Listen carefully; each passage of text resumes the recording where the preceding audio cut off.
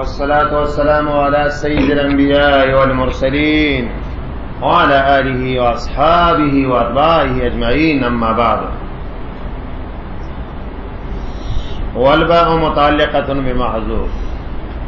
غرض علامہ موصوف د دې عبارت نے اوسو مباحث کولی یو بحث کې نحوی بحث کې د دې سره سره به ان شاء الله العزیز د علم معنی والے یو بحث هم کې او دا یو بحث په کې علم کلام سره تعلق لرونکي بحث هم کې او دا غرانګي د علم لغت حواله سره هم یو بحث کې او د رسم خط حواله سره هم بحث کې چې بسم الله لیکل کېږي څنګه. دا مباحث خمسه بدل تکي. اول بحث دا کوي چې بسم الله کې جاری مجرور دي دا بچا پورې متعلق. مصدق دا خبره ده مقام کې چې جاری مجرور دي ته جار وي جار راکان. نو جاری مجرور دا کار کوي چې راکاږي فعل یا معنا د فعل اسم تا راکاږي فعل مررت بزید مرور راکاږي زید تا راکاږي فعل یا معنا د فعل چاته اسم تا.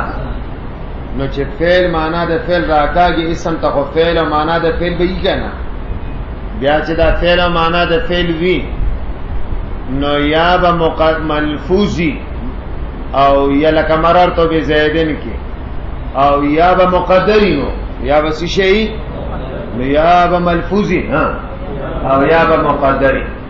دلته خو ملفوظ نشته کنه نو پته ولګیدل چې فعل څه شی یا معنا د فعل څه شی مقدره. نو فرمایي د دې تفصیلی بحث نورو کتابونو کې شعر او ما شرقایت کې تفصیلا دا ویلو هغه دار چې فعل مقدر دی او که اسم مقدر دی. سوک اسم مقدر کوي دی لا سوک فعل سو کوئی دا په ترکیب کې خبر ده نو اسم فاعل او ته مقدر کا هغه بیا په معنا د مفرد اسو کوئی نه فعل زکه چې دا اصل د په عمل کې لوضعه له نو سوک اسم مقدر کوي او سوک ته سوک مقدر کوي چې سوک فعل مقدر کوي نو سوک فعل عام او سوک فعل خاص دلته دا وایم خیر او بیا چې سوک عام او که خاص نو سوک مقدم او سوک مؤخر دا اختلافونه دي. ګور اورته با متعلق رد محذوف سره تقدیر اداره بسم الله اقرأو بسم الله اقرأو. نو دا اقرأو یو تا مقدر کا سوال او فعل خاص مقدر کا او رستو مقدر کا دا والی قرینه په موجوده ده ځکه دا رستو خبره د جنس د مقروءاتونه ده تر غیر مقروءاتونه ده د جنس د مقروء نه ده نو باید اقرأو کټی ده باید څه مقدر کی او د دې لپاره ان شاء الله د رسته او قاعده مو وي د دې لپاره بس شی هو وای یو قاعده لأن الذي يتلوه مقرون زکه دا رسته چې د لولي غسی شی دی مقرو دی وکذا يسمع دا رنګه به مقدر کوي كل فاعل هر فاعل دا وس یو قاعده کلیه ذکر کوي دا وس شی ذکر کوي یو قاعده کلیه ذکر کوي مقدر کوي به هر فاعل ما هغه شی خدل تک اتنا مراد دار مقدر کوي به هر فاعل ما هغه لفظ دال په معنا چې ګرځي د تسمیه مبدا له د هغه شی د پاره له د چا د پاره دا هغه شی د پاره. مثال په تور باندې یعنی حاصل د کلام دار چې مقدر کوي به هر فاعل اغه لفظ و مقدر کوي چې دا تسمیه د کم شی د پاره فعل د پاره د مبدا جوړول غواړي نو د اغه فعل نه به مشتق راځي دا به پوری څه کوي متعلقه کوي.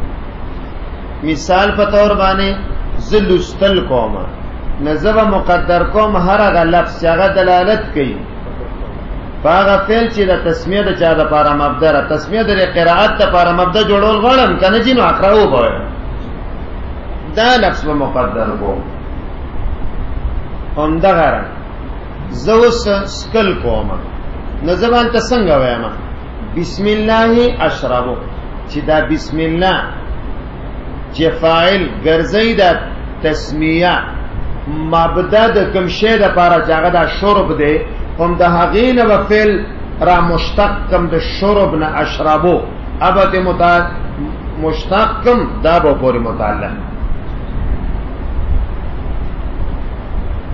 مثال په طور د خوراک کوم نو ته به زه داسې وایم چې ابتدئ بسم الله، اقرأ بسم الله، تآکل بسم الله. نو دا تسمیه چې څوک چې تسمیه کم فاعل د کم شی د پاره مبدا جوړول غواړي د هغې د جنس نه فعل مشتق کې دا به پورې متعلق. وکذالک دغه رنګ مقدر کوي به هر فاعل ما هغه شی چې تسمیه د هغې د پاره مبدا جوړول غواړي نو هغه شی خو څوک نه مقدر کوي خو هغه لفظ دال علی الشی خلق مقدر کوي. نو هغه سوال ختم شو چې ته وایې شی به مقدر کوي، هغه څوک نه مقدر کوي، هغه لفظ مقدر کوي. ته خوراک مقدر کوي که هغه لفظ دال علی الخوراک اکلو اشربو اقرأو دغه کېږي. مقدر کوي به هر فاعل هغه شی ما هغه شی مقدر کوي یعنی لفظ دال علی الشی چې د کوم شي لپاره د تسمیه سو جوړول غواړي مبدا. وذالک اولا دا اولاد غرض د علامه ترجیح ورکړي دیتا چې فعل خاص مقدر شي. سوق فعل عام مقدر کوي، سوق مقدر کوي ابتدئو. وذالک اولا من ان یضمر ابتدئو. سوق ابتدئو مقدر کوي بسم الله ابتدئو یا ابتدئو بسم الله الرحمن الرحیم دا مقدر کوي. او هغه چې دا مقدر کوي نو دو دلیل هم وایي.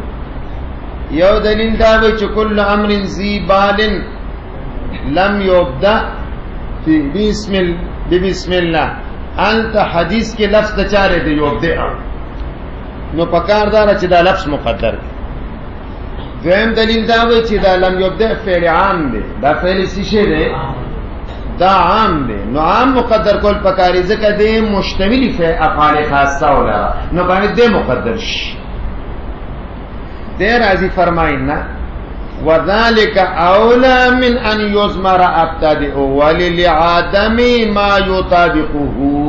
لعدم یعنی نه موجودیږي په استعمال کې موږ نه دی مونږ کړي چې د تسمیه تعلق چرته چا پورې راغلی ابتدا پورې. ٹھیک شو او د سره ته خودل شمه د سره ته خودل شمه چې د بسم الله تعلق د چا سره راغلی د قرائت سره. اقرأ بسم ربک الذی. ٹھیک شو بسم الله مجراها، بسم الله ولجنا، بسم الله خرجنا. نو دغه ځکه تعلق د ولجنا خرجنا د قرائت د دې سره راغلی دی. نو لعدم ما یطابقه یعنی په استعمال کې د سندي موجود شي چې تعلق د تسمیه تر ابتدا ظاهر کی. دا سندي ندي شي او په خلاف د چانه د استعمال د تعلق د تسمیه تر قرائت اقرأ بسمک وغیرہ هغه مونږ شي دي. نو باید دغه مقدر شي. ویم یو خبره ورته وکم ویم داره چې لعدم ما یطابقه یعنی په عرض کې تعلق تر ابتدا صحیح کیږي نه. دسه وای په هر ځای کې تعلق افعال په دوه قسم لري. یو د سې چې په اناتو کې کیږي سکی کیږي ایو دا سکی چې په زمانو کې کیږي یعنی یو انیف افعالی کنه ډایرکټن نو چې کوم او کې امتدا دي انت خو ابتدا ټکه ویلې شي خو په کومو کې چې څه شي نه وي ابتدا نه وي امتداد نه وي انت ابتدا ټکه کنه شي ویلې لکه دا دخول او خروج ډایرکټ کی نو دا چې شروع مې وکړه په دخول کې دا واسطه خلک نه وي، شروع مې وکړه په خروج کې د خلک نه وي. نو لعدم ما یطابقه دا وجه د عدم ما یطابقونه یعنی ارزه کې دا خبره نه جاری کیږي دا ابتدا ټکه. اکته ما شروع په خوراک کې وکړه ټیک تا، سکلو کې مې وکړه ټیک تا، سني چیزونو کې کیږي خو په ټول موادو کې دا نه جاری کی. وما يدل عليه ادوجه د عدم ما يدلونه د وجه چانه یعنی قرینم نشته چې دلالت ور باندې وکي. داس یو قرینم نشته چې هغه په دې دلالت وکي چې دلته موږ څه مقدر کو ابتدئو، بلکې قرینه د دې موجوده را چې اقرأو کړو ځکه دا ما بعد څه شی د مقروء ونه رسېږي. پاتې شو مسله ده دې چې دې د ځان د لپاره څو دلیل ویلو. دوه اول دلیل کل امر زیبال ولمن به جواب وکړو چې انت مقصد دا نه دی چې ابتدئو مقدر کوا، دا مطلب نه دی. البته مطلب دا دی چې اثبات د ابتدا مقصود البته نه دی، مقصود فقط دا دی چې شروع په بسم الله کوا. دا مطلب نه چې دا ابتدئو ته مقدر کوا. تثبیت لفظ الابتدا مقصود نه دی البته. حدیث دا مطلب نه دی چې د دې مخ کې ابتدئو کټ کوا، دا مطلب نه دی. مطلب دا دی چې بس بسم الله نه سکوا. پاتې شو دا چې تاسو ویلو دا فعل عام دی، هغه شامل فعل خاص ته. او فعل عام شامل چاته؟ فعل خاص ته. خو البته فعل خاص معلومیږي ضمنن، او من چې فعل خاص مقدر کونو دا فعل خاص به معلوم شي صراحتاً، او تصریح غوره وی چانه د کنایه نه چې تصریح وشي دا اوراله کنه. یره خو ابتدئو چې کټ کې بیا به نه قرأت لري، ډایرکټ اقرأو کټ کا کنه، ډایرکټ څه کټ کا. وکذا او ابتدائی او ابتدائی او ابتدائی دا یو دویم احتمال له. راجح احتمال عنده اقرأو او پسې سوق دے ابتدئو هغه مرجوح دے. دریم دار چې ابتدائی ته کټ کا. سو ته کټ کا نو مولانا ابتدائی چې ته کټ کای سو ابتدائی ته کټ کای هغه د ځان د لپاره درې وځي وي. یو کل امر زیبال نالته ابتدا تکه. دویم دا چې دا عام دی، او درې مدار چې ابتدائی ورته کټ کړو دا به کومه جمله شي اسمیه. نو دا الحمدلله سره مطابقت امر شام اسمیه. خو دې ته موږ دا جوابونه کو چې دا الله بندګانو هغه د دلیل چې تاسو ویلو ادوه مخکنیو هغه ساقط دي. هغه دوه دلیل چې ویلې شي کنه حدیث هغه او فعل عام اخر، بل تاسو مطابقت برا شنو موږ وایو مطابقت په اسمیت او فعلیت کې ضرورتونه نه دي، دا ضروری نه دي. پاتې شو مسله ده دي چې او دې سره به دا وایي چې فعل مقدر کې نو دا الله بنده فعل اصل د په عمل کې لوضعه له لوضعه، نو لہذا ابتدائی نشي کټ کوله. او د دې سره سره دوه اعتراض اور باندې نورم دي. یو لعدم ما یطابقه، یعنی په استعمال کې د سنشته داس استعمال زمون سره موجود نه دی چې تعلق د تسمیه تر ابتدا ظاهر کی. او بلدار چې وما يدل او د دې سره بدام وای ما چې عرض کړو چې سنی زینا خدا سری چلتا هغه انی شان افعال هغه کې دا خوانم نه کیدا شروع والا. او دریم په کې دار چې کثرت حذف براشي، ابتدائی به مبتدا شي، حاصلن کائنن بسم الله با حاصلن کائنن سره تعلق او خبر شي. نو دې کې زیادت حذف او کثرت حذف بلا ضرورت لازمي. کثرت حذف بلا ضرورت کثرت حذف او زیادت ته چا لازمي دي حذف. او ابتدائی سو کټ کې ګورا ابتدائی دې سو دلیل وای درې یو حدیث درېم مطابقت برش منګور باندې سورہ دغه موږ درې واړو موږ څو کړ جوابونه او ورته یو سلورمه خبره بالکل ورته واچو هغه دا چې فعل پکاردار چې کړ شي ځکه د اصل د په عمل کې لورځي بیا لعدم ما يطابقه وما يدل عليه دا څنګه چې په مخ کې اعتراض نو دا اعتراض پدې یو اعتراض پدار لی زیادت ازمار فی بدی کې بزیادت ته چاره شي